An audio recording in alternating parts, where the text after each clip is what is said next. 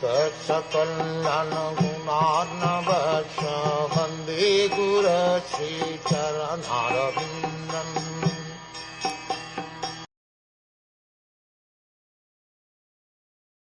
Because of his transcendental bliss, incessant tears flowed from his eyes, his heart melted, and there was shivering and standing of the hairs all over his body. Thus transformed, in a trance of devotional service, Dhruv Maharaj completely forgot his bodily existence, and thus he immediately became liberated from material bondage. Due to constant engagement in devotional service hearing, chanting, remembering, worshipping the deity, etc., as prescribed in 9 varieties, there are different symptoms which appear in the body of a devotee. These 8 bodily transformations, which indicate that a devotee is already liberated within himself, are called ashtasattvika vikara. When a devotee completely forgets his bodily existence, he should be understood to be liberated. He is no longer encaged in the body. The example is given that when a coconut becomes completely dry, the coconut pulp within the coconut shell separates from the bondage of the shell and the outer covering. By moving the dry coconut, one can hear that the pulp within is no longer attached to the shell or to the covering. Similarly, when one is fully absorbed in devotional service, he is completely disconnected from the 2 material coverings, the subtle and gross bodies. Dhruv Maharaj actually attained this stage of life by constantly discharging devotional service. He has already been described as a Mahabhagavat, for unless one becomes a Mahabhagavat or a first-class pure devotee, these symptoms are not visible. Lord Chaitanya exhibited all these symptoms. Thakur Haridas also exhibited them, and there are many pure devotees who manifested such bodily symptoms.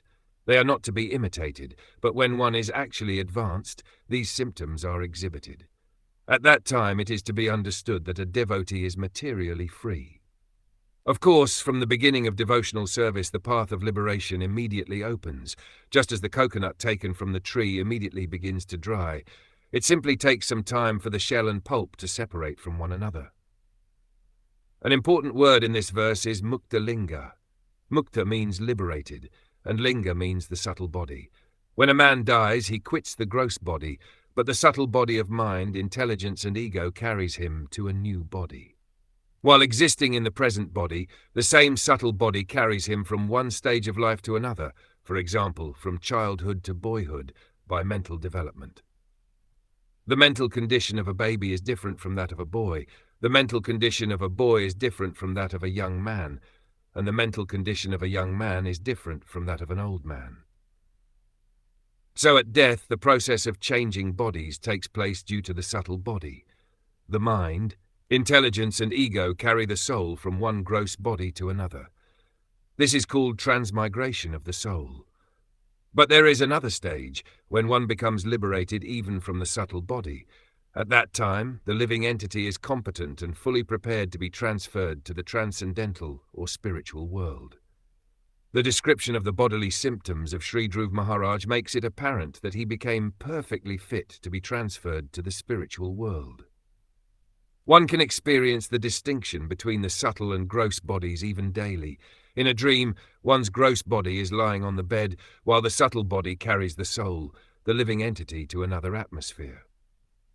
But because the gross body has to be continued, the subtle body comes back and settles in the present gross body. Therefore, one has to become free from the subtle body also. This freedom is known as mukta linga.